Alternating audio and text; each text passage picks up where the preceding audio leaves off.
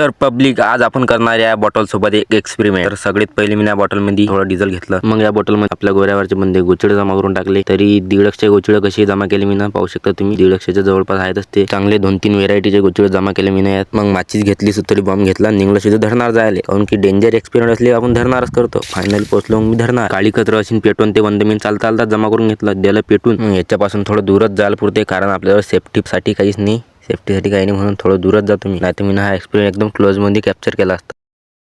बंदे गोचिडे मस्त भाजल्या जाऊन राहिले, आता मस्त आवाज येऊ राहिला तळक्याचा। अमेरिका क्या कहता था, क्या हो तुम, आज हम कहते तू क्या है बे, हमें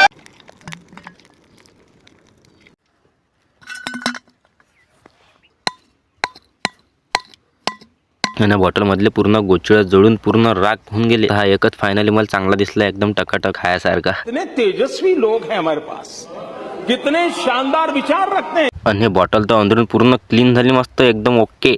मग का फायनली आपण जो सुतळी बॉम्ब आणला होता तो दिला या तापामध्ये टाकून आणि पळायला उठून आता। पण मित्रांनो, तुम्ही म्हणत असताल की मी बंदे एक्सपेरिमेंट धरणाच्या भीतीवर येऊनच कोण करतो, तर धरणाची भीत म्हटलं म्हणजे आमच्या गावातलं मोस्ट सेफ ठिकाण म्हटलं म्हणजे धरणाची भीतच आहे, म्हणून मी बंदे एक्सपेरिमेंट धरणाच्या भीतीवरच करतो। आणि धरण म्हटलं म्हणजे आपल्या गावापासून काही जास्त अंतरावर नाही, तुम्ही पाहू शकता गाव दिसून राहिलं उठून आपल्याला, म्हणजे ते एकदम जवळ आहे, म्हणून तर धरणाची भीत एकदम सेफ म्हटली जाते। मग का आजच्यासाठी एवढंच, भेटू आता पुढच्या एखाद्या नवीन व्हिडिओ मध्ये।